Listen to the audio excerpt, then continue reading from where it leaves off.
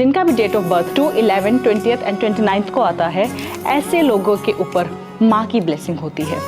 इनके ऊपर माँ दुर्गा से बहुत ही ज़्यादा कनेक्टेड होते हैं और ये पूजा भी माँ की तरफ ही करना चाहेंगे, लेकिन इनको इमोशनली बहुत ज़्यादा हर्ट किया जाता है, इमोशंस का फ़ायदा उठाया जाता है। लेकिन अगर हम बात करें भक्ति की साइड से, तो ये लोग देवी की बहुत ज़्यादा भक्ति करते हैं। इनकी ज़िंदगी में बहुत उतार चढ़ाव आते हैं, लेकिन ये लोग बहुत ज़्यादा सरेंडर रहते हैं माँ की तरफ।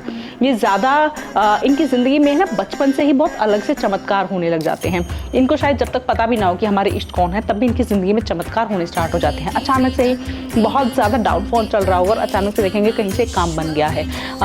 ज़िंदगी में बचपन से बहुत स्ट्रगल रहा होगा, लेकिन शादी किसी एक अच्छे घर में हो जाएगी।